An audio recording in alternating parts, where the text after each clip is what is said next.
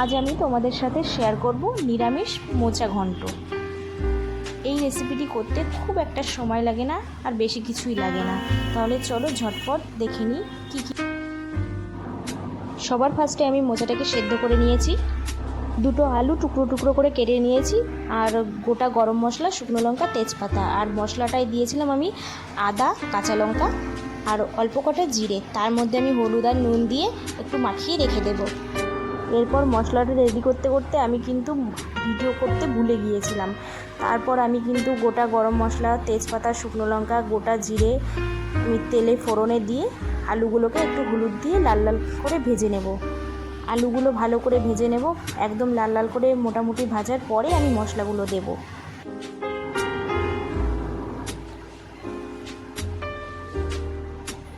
এরপর ওই মশলাটা দিয়ে ওর ভিতরেই যেহেতু হলুদ আর লবণ আমি দিয়েছিলাম, মশলাটা দিয়ে সামান্য একটু জল দিয়ে ভালো করে নেড়ে চেড়ে নেব যতক্ষণ না এর তেলটা একটু ছাড়ছে। এরপর ভালো করে ওটা কষিয়ে নেওয়ার পর আমি মোচাটা সেদ্ধ করে নিয়েছিলাম, সেটাকে আমি জল ঝরিয়ে এখন আমি অল্প অল্প করে মোচাটা দিয়ে দেব। আর মশলাটাই কিন্তু ভালোভাবেই তেলটা ছেড়ে গিয়েছে। এটা দেওয়ার পর আমি কিন্তু ভালোভাবে এবার কষিয়ে নেব, নাড়াচাড়া করে নেব। হলুদ আর লবণ যেহেতু আমি মশলার মধ্যেই দিয়ে নিয়েছিলাম, এই জন্য আমি আর কিছুই কিন্তু এর মধ্যে দেব না। এরপর ভালো করে শুধু কষিয়ে নেব এটাকে। মোচাটা দেওয়ার পর ভালো করে কিন্তু অনেকক্ষণ ধরে খুন্তি দিয়ে নাড়াচাড়া করতে হবে যতক্ষণ না এর আলুটা ভালোভাবে সেদ্ধ হচ্ছে।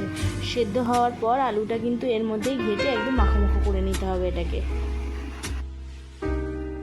এটা কিন্তু আমি সেরকম রেসিপি হিসেবে তোমাদের কাছে আমি শেয়ার করিনি, এটা জাস্ট আমি আজকে রান্না করছিলাম, সেই জন্য তোমাদের সাথে একটু শেয়ার করলাম। যেহেতু এটা আমি আগের থেকেই হলুদ আর নুন দিয়ে সেদ্ধ করে নিয়েছি, তারপর আলুটাকেও ভালোভাবে ভেজে নিয়েছি, তাই এটা কিন্তু বেশিক্ষণ নাড়াচাড়া করতে হবে না। দেখো কথা বলতে বলতে আমার রেসিপিটা কিন্তু হয়েও গেছে। আলুটাও দেখেছো ভালোভাবে সিদ্ধ হয়ে গেছে, এটাও বেশ মাখো মাখো হয়ে এসছে। এরপর কিন্তু আমি এটা নামিয়ে নেব বাটিতে। এটা আমি অল্প অল্প করে বাটিতে তুলে নেব এবার। এই দেখো আমার মোচার ঘন্ট, নিরামিষ মোচার ঘন্ট কিন্তু একদম রেডি। কেমন হয়েছে রেসিপিটি অবশ্যই তোমরা কমেন্টে জানাবে।